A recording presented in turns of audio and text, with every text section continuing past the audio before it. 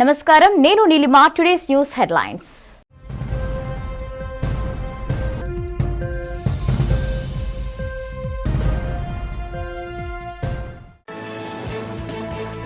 ముఖ్యమంత్రి చంద్రబాబు అధ్యక్షతన సచివాలయంలో జరిగిన మంత్రివర్గ సమావేశం. కీలక అంశాలపై చర్చించి 9,500 కోట్ల వ్యయంతో పలు ప్రాజెక్టుల పరిపాలన అనుమతులకు ఆమోదం.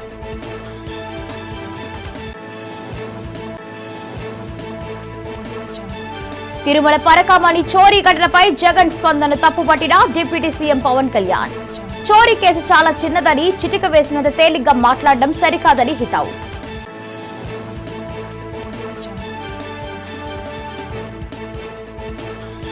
బురిజిపేట శ్రీ కనక మహాలక్ష్మి అమ్మవారి ఆలయంలో ఘనంగా కొనసాగుతున్న మార్గశిర మహోత్సవ వేడుకలు.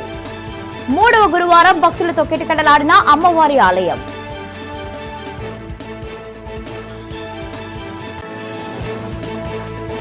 దక్షిణ నియోజకవర్గం 33వ వార్డులో వార్డ్ టీడీపీ అధ్యక్షుడు కరి నీలకంఠ ఆధ్వర్యంలో జరిగిన శానిటరీ సిబ్బందికి దుస్తుల పంపిణీ కార్యక్రమం. ముఖ్య అతిథిగా పాల్గొని దుస్తులు అందజేసిన దక్షిణ టీడీపీ ఇన్ఛార్జ్ ఎన్టీఆర్ వైద్య చైర్మన్ సీతంరాజు సుధాకర్. ఆంధ్రప్రదేశ్ మంత్రివర్గ సమావేశం ముఖ్యమంత్రి చంద్రబాబు అధ్యక్షతన సచివాలయంలో గురువారం జరిగింది. ఈ కేబినెట్ సమావేశంలో పలు కీలక అంశాలపై చర్చించి నిర్ణయం తీసుకున్నారు. దాదాపు 44 అజెండా అంశాలతో రాష్ట్ర మంత్రివర్గ సమావేశం జరిగింది. 9,500 కోట్లతో 506 ప్రాజెక్టులకు పరిపాలన అనుమతులకు కేబినెట్ ఆమోదముద్ర వేసింది. పురపాలక పట్టణాభివృద్ధి శాఖలో సమగ్ర నీటి నిర్వహణకు సంబంధించిన ప్రాజెక్టులు, అమరావతిలో కబవన్ అసెంబ్లీ దర్బార్ హాల్ నిర్మాణానికి కేబినెట్ గ్రీన్ సిగ్నల్ ఇచ్చింది. అదేవిధంగా గవర్నర్ కార్యాలయం, గెస్ట్ హౌస్లు, స్టాఫ్ క్వార్టర్స్లు నిర్మాణానికి మంత్రివర్గ సమావేశంలో చర్చించి అంగీకారం తెలిపారు. అలాగే పలు సంస్థలకు భూ కేటాయింపులకు కేబినెట్ అనుమతి తెలియజేసింది. ఇందులో కీలకంగా సీడ్ యాక్సిస్ రహదారి 16వ హైవే అనుసంధాన పనులకు 532 కోట్లకు కేబినెట్ ఆమోదం. ఇక కుప్పంలో పాలేరు నదిపై చెక్ డ్యాం నిర్వహణకు పరిపాలన అనుమతుల మంజూరు. గిరిజన సంక్షేమ శాఖలో 417 భాషా పండితుల పోస్టులను స్కూల్ అసిస్టెంట్లకు పదోన్నతికి green signal. Andhra Pradesh prisons and correctional services ముసాయిదా బిల్లుపై కేబినెట్ లో చర్చ, ఆమోదం జరిగింది. అంతేకాక ఎస్ఐపిబిలో తీసుకున్న పలు కీలక నిర్ణయాలకు ఆమోదం తెలిపారు.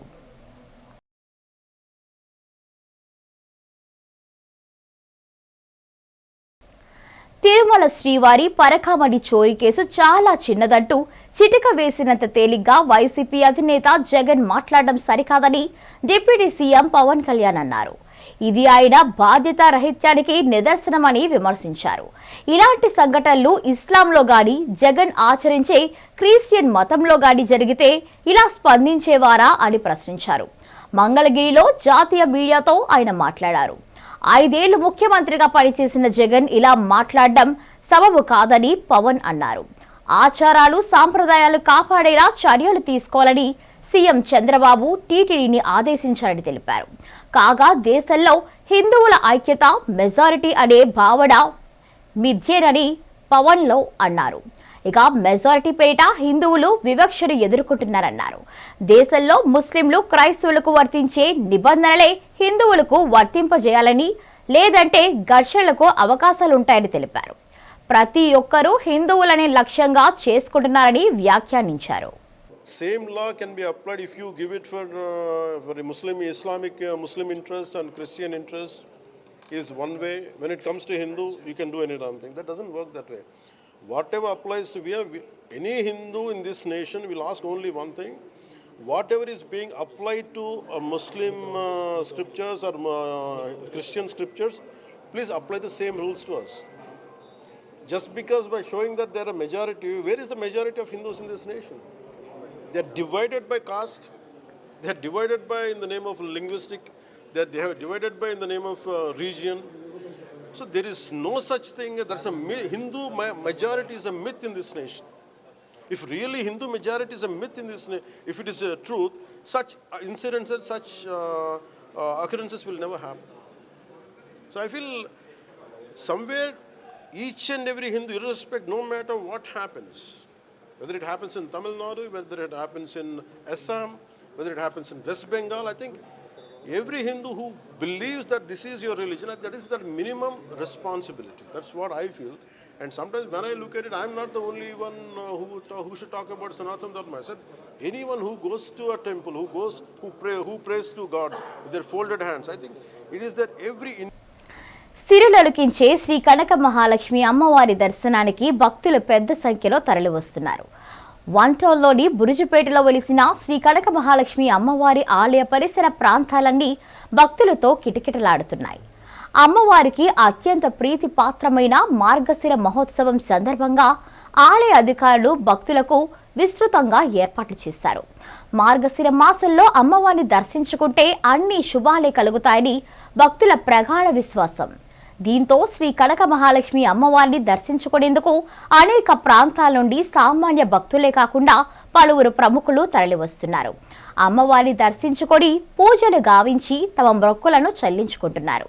అమ్మవారి ఆలయంలో నిర్వహిస్తున్న కుంకుమ పూజల్లో భక్తులు పెద్ద సంఖ్యలో పాల్గొంటున్నారు.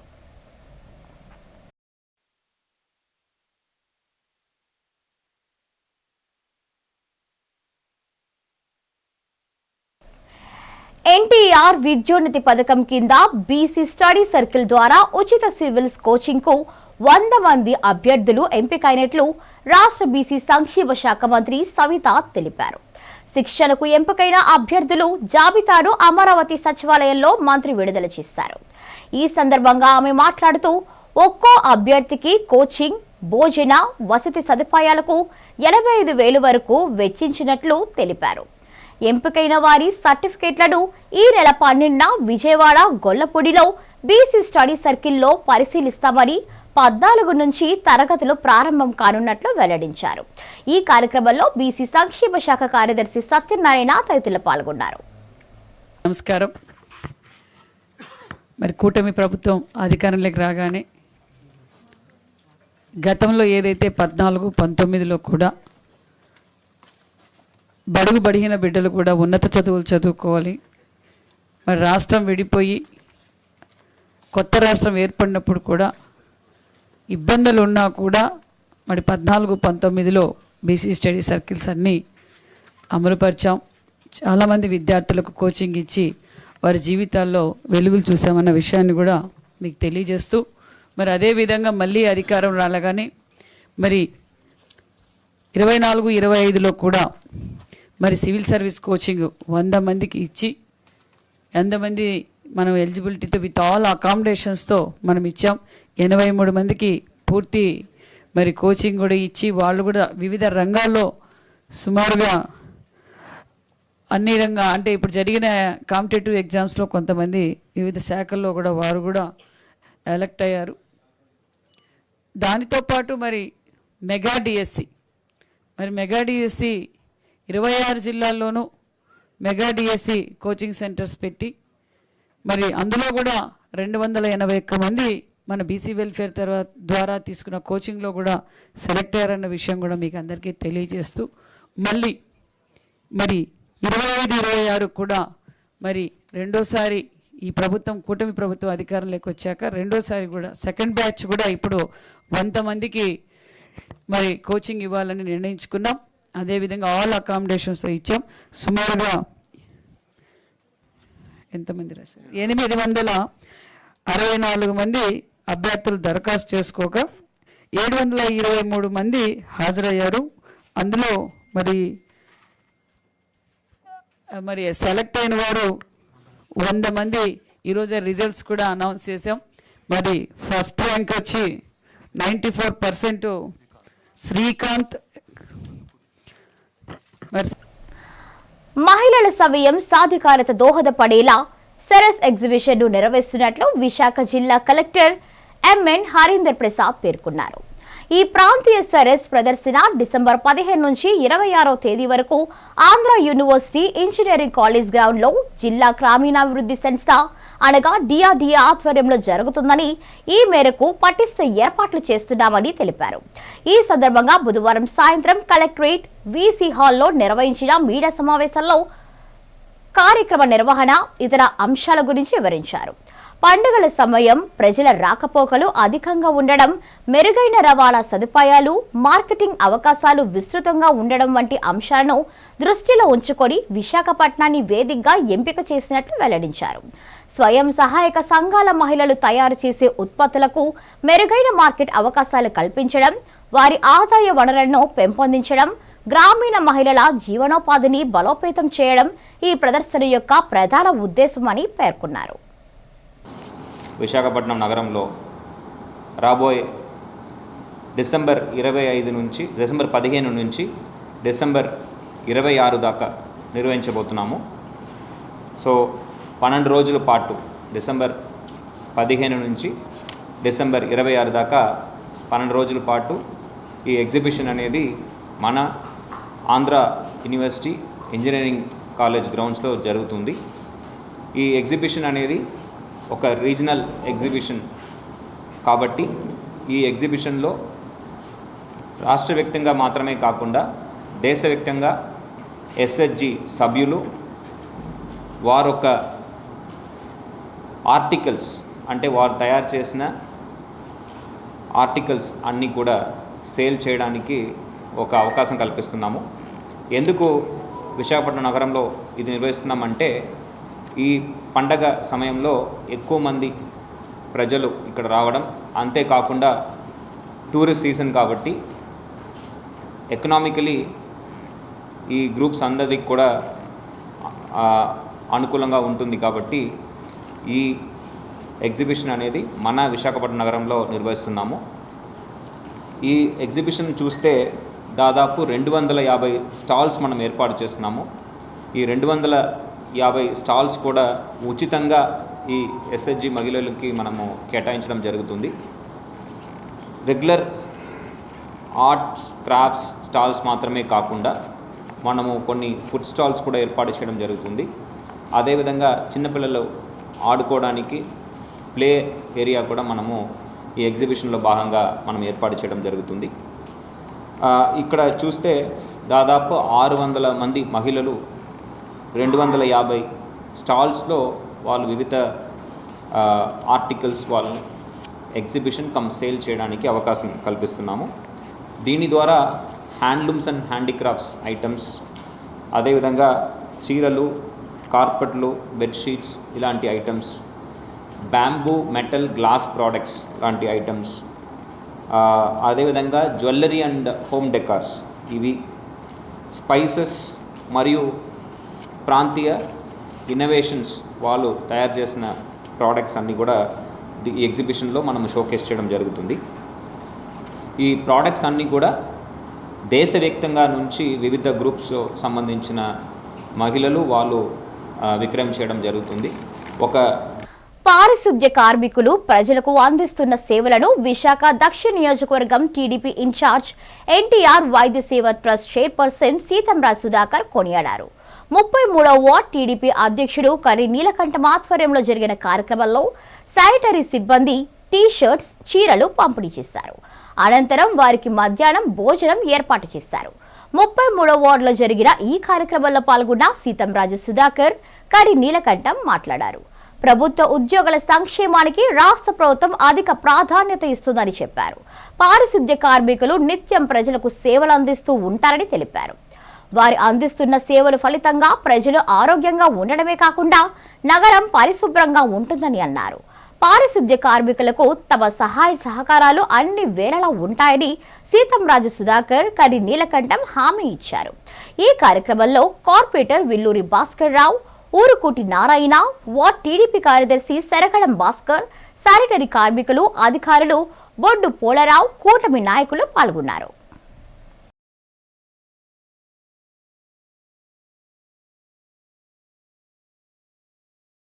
సిబ్బంది మహిళా పురుషులు ఇద్దరికి కూడా టీషర్ట్లు, చీరలు ఇవ్వడం జరిగింది. ఎందుకంటే శానిటేషన్ సిబ్బంది యొక్క సేవలు ఆల్వేస్ ఎప్పుడు కూడా చిరస్మరణీయం అండ్ కంటిన్యూస్ ఫినామినా. ఇది ఎప్పుడు జరుగుతుండే ప్రక్రియ, నిరంతరం 24/7. ఏ సిటీ అయినా, పల్లెటూరు అయినా, ఎక్కడైనా, సెమీ సిటీ అవని, మెట్రో అవని, అది పరిడిల్లాలి, ఒక కాంతివంతంగా ఉండాలి అంటే ప్రజలు అట్రాక్ట్ అయ్యి మైగ్రేషన్స్ చేయాలన్నా సిటీ అభివృద్ధిలోకి వెళ్ళాలన్నా శానిటేషన్ పాత్ర చాలా ముఖ్యమైనది. ఇలాంటి పాత్రని దిగ్విజయంగా నిరాటంకంగా కరోనా వచ్చినా, ఇంకో వ్యాధి వచ్చినా, మసూజి వచ్చినా, కలరా వచ్చినా, ఏ అంటువ్యాధి వచ్చినా కూడా ధైర్య సాహసాలతో ఎప్పుడు అనునిత్యం ముందుకెళ్తూ ఉండే ఆ స్టాఫ్ని కనీసం 6 నెలలకో సంవత్సరానికో గౌరవించడం కనీస ధర్మం. దానిలో భాగంగానే ఈరోజు నీలకంఠం గారు ఇంతకుముందు కూడా ఇలాంటి సేవలు చేశారు. సో వారికి ఈరోజు ఏదో లంచ్ ఏర్పాటు చేసి చిరు సత్కారం చీరలో టీషర్ట్ల ద్వారా చేసి వాళ్ళని సంతృప్తిపరిచే విధంగా ముందుకు పోయారు. ఆ విషయంలో ఆ కార్యక్రమంలో మా అందరం కూడా, మా కార్పొరేటర్ గారు ఇల్లూరు గారు, నారాయణ గారు, అందరూ 33వ వార్డు రాంబాబు, మన రంది గోపి గారు, పోలరావు, భాస్కర్ అందరూ కూడా ఈ కార్యక్రమానికి రావడం జరిగింది. ఈ కార్యక్రమాన్ని దిగ్విజయంగా చేసినందుకు వార్డు తాలూకా కార్యకర్తలకి, నాయకులకి, శానిటేషన్ సిబ్బందికి, ప్రజలకు అందరికీ కూడా, సచివాలయం స్టాఫ్కి పేరు పేరున హృదయపూర్వక నమస్కారం. బోల్రారు రండి సార్.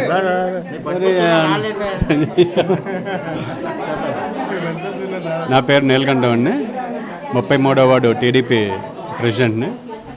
ఈరోజు వార్డులో శానిటేషన్ సిబ్బందికి, అలాగే శానిటరీకి సంబంధించిన సెక్రటరీ స్టాఫ్తో వాళ్ళ సహకారంతో ఈరోజు వాళ్ళకి విందు ఏర్పాటు చేయడం జరిగింది. అలాగే మన సౌత్ ఇన్ఛార్జ్ అయినటువంటి సీతంరాజ్ సుధాకర్ గారు విచ్చేయడం జరిగింది. వాళ్ళ సలహా మేరకు ఈరోజు శానిటేషన్ సిబ్బందికి చీరల పంపకం, అలాగే చీరల డిస్ట్రిబ్యూషన్ చేయడం జరిగింది.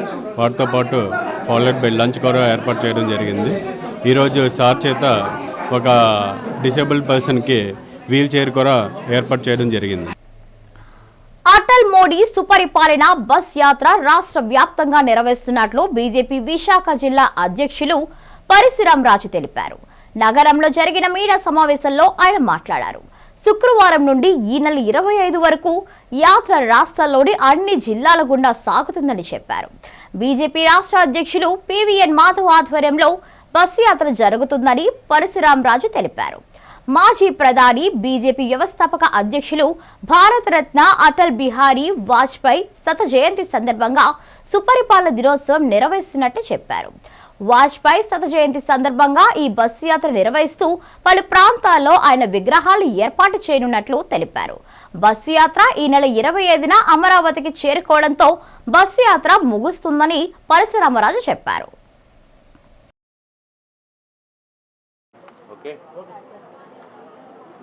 అందరికీ నమస్కారం. ఏదైతే ప్రధానమంత్రి నరేంద్ర మోడీ గారు ఈ భారతదేశంలో ప్రతి ఒక్కరికి కూడా ఇల్లు ఉండాలి అనే ఉద్దేశంతో చేపట్టిన కార్యక్రమం ప్రధానమంత్రి ఆవాస్ యోజన అర్బన్ మరియు ప్రధానమంత్రి ఆవాస్ యోజన రూరల్. దీంట్లో ముఖ్యంగా ఈరోజు విశాఖ నార్త్ నియోజకవర్గంలో ఏదైతే వీరు జగన్మోహన్ రెడ్డి గారు టైంలో వారు ఎవరైతే అంతకుముందు వాళ్ళు అప్లై చేసుకున్నారో ఏపీ టిడ్కో హౌసింగ్ కొరకు అప్లై చేసుకుంటే జగన్మోహన్ రెడ్డి గారు కేవలము రాజకీయ కారణాలతోటి చంద్రబాబు నాయుడు గారు ఇదివరకు ప్రవేశపెట్టిన కార్యక్రమం అనే ఉద్దేశంతో ఏ విధంగానైతే అన్నా క్యాంటీన్లు మూసేశారో, ఏ విధంగా అయితే ప్రజా వేదికని కూల్చేశాడో, అదేవిధంగా ప్రజల ఆశలని కూల్చేసిన వ్యక్తి జగన్మోహన్ రెడ్డి గారు. ఎందుకంటే టిడ్కో హౌసింగ్ అయితే అత్యంత అద్భుతంగా ఉండి వీళ్ళకి నివాస యోగ్యంగా దగ్గరలో ఉండే పరిస్థితి నుంచి సెంటు భూమి అని చెప్పి జగన్మోహన్ రెడ్డి గారు ఆయన పేరు గురించి చేసిన నిర్వాహకం వలన చాలామంది ఇబ్బంది పడుతున్నారు.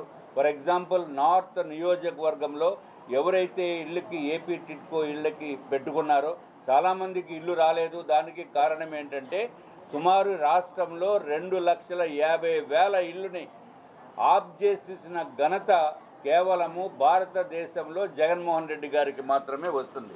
అట్లాగే విధి లేని పరిస్థితుల్లో ఏదైతే వీళ్ళు ఇల్లుకి అప్లై చేసుకున్నారో 25,000 కట్టి, 50,000 కట్టి, 500 రూపాయలు కట్టి కొంతమంది వాళ్ళందరికీ కూడా నార్త్ నియోజకవర్గంలో సుమారు 12,000 మంది అప్లై చేసుకుంటే దాంట్లో సుమారు 4,974 మందికి ఎన్ని ప్రదేశాల్లో వీళ్ళు సెంటు భూమిలో ఇళ్ళకి అలాట్ చేశారంటే 22 ప్రదేశాల్లో.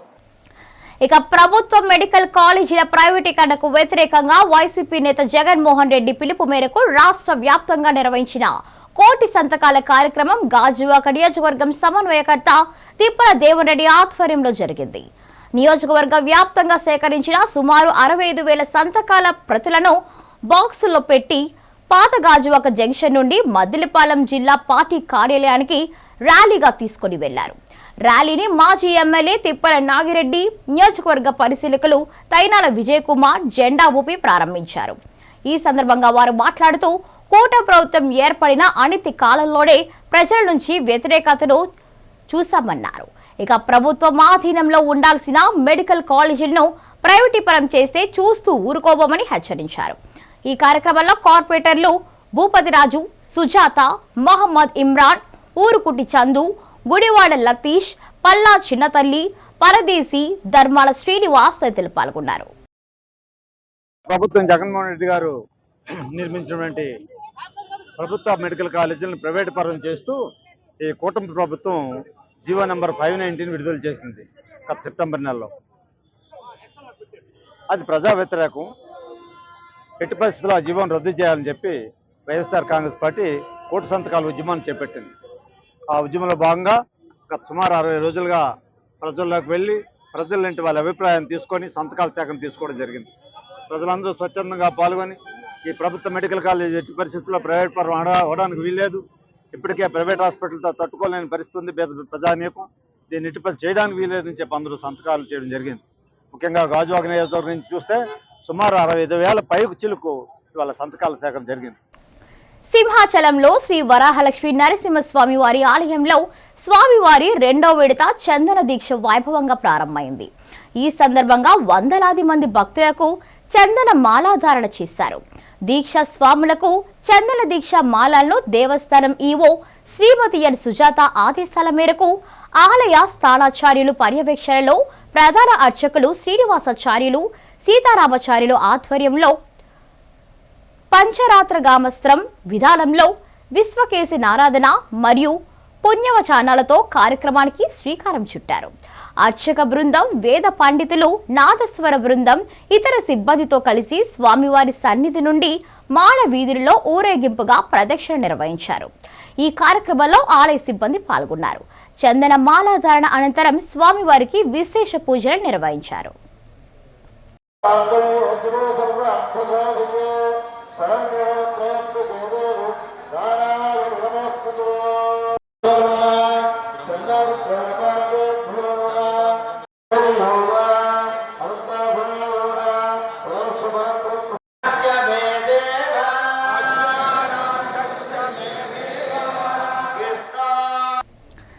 రాష్ట్రంలో మెడికల్ కాలేజీను ప్రభుత్వ రంగంలోనే కొనసాగించాలని అనే వైఎస్ఆర్ కాంగ్రెస్ పార్టీ నినాదానికి ప్రజల నుండి అనూహ్య మద్దతు లభించిందని పెందుర్తి మాజీ ఎమ్మెల్యే, వైసీపీ రాష్ట్ర యువజన సంఘం అధ్యక్షుడు అన్నంరెడ్డి అదీప్ రాజు తెలిపారు.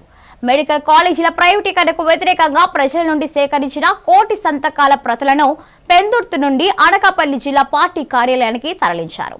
ఈ సందర్భంగా పెందుర్తి తాండ్రా పాపారయ్య కళ్యాణ మండపంలో నిర్వహించిన కార్యక్రమంలో ఆయన మాట్లాడుతూ, గతంలో రాష్ట్రంలో కేవలం 12 మెడికల్ కాలేజీలు మాత్రమే ఉండగా వైఎస్ జగన్మోహన్ రెడ్డి హయాంలో అదనంగా మరో 17 కాలేజీలు మంజూరు చేయించారని గుర్తు చేశారు. అయితే కూటమి ప్రభుత్వం అధికారంలోకి వచ్చిన తర్వాత ఆ కాలేజీలు ప్రైవేటీకరణ అప్పగించేందుకు కేబినెట్ తీర్మానం చేయడం దారుణమని మండిపడ్డారు. ప్రభుత్వం నిర్ణయాన్ని వ్యతిరేకిస్తూ తాము చేపట్టిన కోటి సంతకాల సేకరణకు ప్రజలు పెద్ద ఎత్తున మద్దతు పలికారని తెలిపారు. ప్రభుత్వం నిర్ణయానికి వ్యతిరేకంగా ప్రజాభిప్రాయాన్ని ఈ నెల 17న రాష్ట్ర గవర్నర్కు అందజేసి ఆ తర్వాత కోర్టులో సవాలు చేస్తామని అదీప్ రాజ్ తెలిపారు. ఈ కార్యక్రమంలో వైసీపీ నాయకులు సెగడం అప్పలనాయుడు, బైలపూడి భగవాన్, జయరాం, పైలా శ్రీనివాసరావు, మెంటా మహేష్ తదితరులు పాల్గొన్నారు.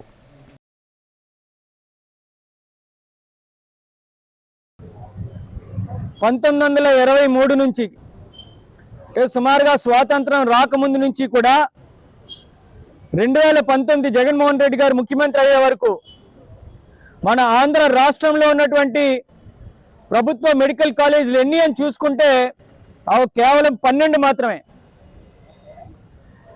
స్వతంత్రత రాక 1923 నుంచి 2019 వరకు ఎంతో మంది ముఖ్యమంత్రులు, ప్రధానమంత్రులు, గొప్ప గొప్ప నాయకులు, పార్టీలు అధికారాలు మారినప్పటికీ కూడా మన ఆంధ్ర రాష్ట్రానికి కేవలం 12 మాత్రమే ప్రభుత్వ మెడికల్ కాలేజీలు ఉండేవి. కానీ జగన్మోహన్ రెడ్డి గారు ముఖ్యమంత్రి అయిన తర్వాత 5 సంవత్సరాల్లోనే ఆ 12 కాకుండా కొత్తగా మరొక 17 ప్రభుత్వ మెడికల్ కాలేజీల్ని మన ఆంధ్ర రాష్ట్రానికి తీసుకురావడం జరిగింది. ఏదైతే వాళ్ళు చూస్తున్నాం, మనం వైద్య విద్య అభ్యసించాలంటే కోట్ల రూపాయల్లో డొనేషన్లు కట్టాల్సినటువంటి పరిస్థితి. ఇవాళ ఆరోగ్యశ్రీని కూడా పూర్తిగా నిర్వీర్యం చేసి ఎక్కడైనా ప్రైవేట్ హాస్పిటల్కి వెళ్ళి ట్రీట్మెంట్ తీసుకోవాలన్నా సరే ఇవాళ ప్రజలకు ఎక్కడా కూడా అందుబాటులో లేనటువంటి పరిస్థితులు కూడా మనం చూస్తున్నాం. కానీ ప్రభుత్వ మెడికల్ కాలేజీలు రావడం వల్ల ప్రతి సంవత్సరం కూడా 2550 మందికి పేద బడుగు బలహీన వర్గాల ప్రజలు కానీ విద్యార్థులు కానీ వైద్య విద్యని ఉచితంగా అభ్యసించేటువంటి కార్యక్రమం జరుగుతుంది. అంతేకాకుండా ప్రతి ఒక్క మెడికల్ కాలేజీలోని కూడా 500 పడకలతో కూడినటువంటి అన్ని సదుపాయాలతో ఉన్నటువంటి ఒక హాస్పిటల్ కూడా ఏర్పాటు అవుతుంది. దీనివల్ల కేవలం విద్య కాకుండా ఆ ప్రాంతంలో ఉన్నటువంటి పేదవారు ప్రతి ఒక్కరూ కూడా ఉచితంగా వైద్యాన్ని కూడా అందుకునేటువంటి అవకాశం కలుగుతుంది. మన్యం జిల్లా సీతానగరం మండలం సూర్యంపేటలో ఏర్పాటు చేసిన FI-బియ్యం సేకరణ గోదామును joint collector C Yashwant Kumar Reddy గురువారం ప్రారంభించారు. ఈ సందర్భంగా ఆయన మాట్లాడుతూ మిల్లర్లు ధాన్యం ఆడించాక ఈ రోజు నుంచి బియ్యాన్ని గోదాములో నిల్వ ఉంచడం జరుగుతుందని అన్నారు. ఈ గోదాముకు 66,643 మెట్రిక్ టన్నుల బియ్యాన్ని లక్ష్యంగా ఇవ్వడం జరిగిందని అన్నారు. అందులో భాగంగా మిల్లర్లు CMR బియ్యాన్ని త్వరగా గోదాంకు అందించాలని పేర్కొన్నారు. ఎప్పటికప్పుడు ఫుడ్ కార్పొరేషన్ ఆఫ్ ఇండియా అధికారులకు సమన్వయం చేసుకోవాలని జేసీ మిల్లర్లకు సూచించారు. అనంతరం CMR బియ్యాన్ని గోదాములోకి పంపారు. అంతకుముందు సూరంపేట రైతు సేవా కేంద్రం, చినరాయుడుపేటలోని రైస్ మిల్లులను జేసీ ఆకస్మిక తనిఖీ చేశారు. ఈ సందర్భంగా రైస్ మిల్లులో ఆడిస్తున్న బియ్యాన్ని పరిశీలించారు. నాణ్యతకు తగ్గట్టుగా రైతులకు మద్దతు ధరకు ఇవ్వాలని, వారికి అవసరమైన గోనె సంచులు, రవాణా సదుపాయాలు కల్పించడంలో ఎటువంటి లోటుపాట్లు ఉండరాదని అన్నారు. ఇక RKSK వద్ద ఉన్న రైతులతో ముచ్చటించిన చేసి ధాన్యం కొనుగోలులో ప్రభుత్వం ద్వారా అందిస్తున్న సేవలను వినియోగించుకుంటున్న సంగతిని అడిగి తెలుసుకున్నారు.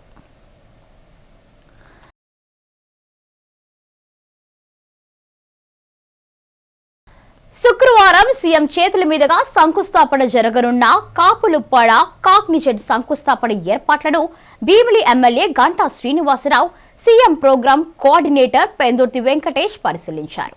ఈ సందర్భంగా గంటా మీడియాతో మాట్లాడారు. కాగ్నిజెంట్, టెక్ తంబిన, సత్వ, పాయింట్ గ్రిడ్ సహా 7 కంపెనీలకు ముఖ్యమంత్రి చంద్రబాబు శంకుస్థాపన చేయనున్నారని తెలిపారు. ముఖ్యమంత్రి చంద్రబాబు, మంత్రి నారా లోకేష్ కృషితో ఐటీలో కోట్ల రూపాయల పెట్టుబడులతో విశాఖ ముఖ చిత్రం మారబోతుందని పేర్కొన్నారు. ఇక గూగుల్, రిలయన్స్, బ్రూక్ఫీల్డ్ డేటా సెంటర్లతో డేటా హబ్ గా విశాఖ మారబోతుందన్నారు. రేపు జరగబోయే విశాఖ ఎకాడమిక్ రీజన్ సమావేశంలో విజన్ డాక్యుమెంట్ పై సీఎం దిశానిర్దేశం చేస్తారని తెలిపారు. విశాఖ నగరంలో మళ్ళీ రేపు 12వ తారీఖున గౌరవ ముఖ్యమంత్రి గారు అలాగే యువనాయకులు లోకేష్ బాబు గారి ఆధ్వర్యంలో మన భీమిలి నియోజకవర్గంలో పలు సంస్థాపన కార్యక్రమాలు, దాంతోపాటు ప్రధానంగా ఏదైతే విశాఖపట్నం కేంద్రంగా economic growth reason unity VER ఏర్పాటు చేస్తామన్నారో దానికి సంబంధించి కూడా ఒక ఇంపార్టెంట్ మీటింగ్ రేపు జరగబోతాం. దీనికి సంబంధించి ఐటీ మంత్రి లోకేష్ గారు ఈరోజు రాత్రి విశాఖపట్నం చేరుకుంటా ఉన్నారు. రేపు మార్నింగ్ 9 o'clock నుంచి గౌరవ ముఖ్యమంత్రి గారు వచ్చేదాకా కూడా దాదాపు 7 కంపెనీలు, ఐటీ కంపెనీలు, ఇందులో మన కాగ్నిజెంట్తో పాటు టెక్తన్మిన, సత్వ, తర్వాత ACN ఇట్లా మొత్తం అన్నీ కూడా దాదాపు 7 ఐటీ కంపెనీలు. పోయినసారి వచ్చినప్పుడు కూడా ఒక 5 ఐటీ కంపెనీలకు మనం ఆ రోజు శంకుస్థాపన, ఇంక్లూడింగ్ లహేజా, వరల్డ్ ట్రేడ్ సెంటర్, అవన్నీ కూడా మళ్ళీ రేపు ఒక 7 ఐటీ కంపెనీలకి శంకుస్థాపన చేశారు. అవి అయిపోయిన తర్వాత ఈ ప్రధానంగా కాంగ్రెస్ ఏదైతే ఎంతో కాలంగా ఎదురు చూస్తూ ఉన్నారో విశాఖ వాసులే కాకుండా ఆంధ్రప్రదేశ్ రాష్ట్రం మొత్తం కూడా ఒక గేమ్ చేంజర్గా మనం ఏదైతే మన గూగుల్ వచ్చిందో అలాంటి ప్రాధాన్యత ఒక కాంగ్రెస్ కంపెనీ లక్షలాది మంది ఐటీ ఎంప్లాయీస్ తోటి ఈరోజు ఈ పెద్ద ఐటీ దిగ్గజంగా ఉన్న టాప్ 10 కంపెనీస్లో కాగ్నిజెంట్ కూడా ఉంది. మరి అటువంటి కాగ్నిజెంట్ వాళ్ళ విశాఖలో కార్యకలాపాలు చేయడం ద్వారా ఇక్కడ ఓన్ బిల్డింగ్ ఏదైతే మన ఈ వార్తలు ముగించే ముందు హెడ్లైన్స్ మరోసారి.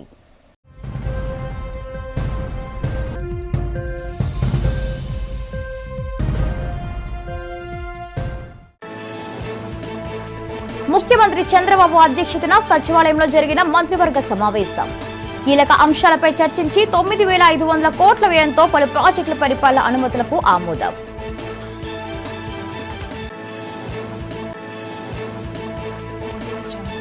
తిరుమల పరకామణి చోరీ ఘటనపై జగన్ స్పందన తప్పుపట్టిన డిప్యూటీ సీఎం పవన్ కళ్యాణ్. చోరీ కేసు చాలా చిన్నదని, చిటిక వేసినంత తేలిగ్గా మాట్లాడడం సరికాదని హితవు.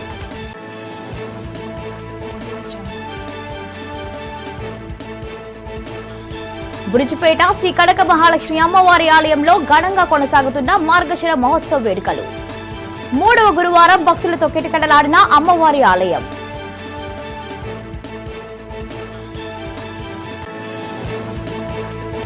దక్షిణ నియోజకవర్గం 33వ వార్డులో వార్డ్ టీడీపీ అధ్యక్షుడు కరి నీలకంఠ ఆధ్వర్యంలో జరిగిన శానిటరీ సిబ్బందికి దుస్తుల పంపిణీ కార్యక్రమం. ముఖ్య అతిథిగా పాల్గొని దుస్తులు అందజేసిన దక్షిణ టీడీపీ ఇన్ఛార్జ్ ఎన్టీఆర్ వైద్య చైర్మన్ సీతంరాజు సుధాకర్. ఇంతటితో వార్తల సమాప్తం. నమస్కారం.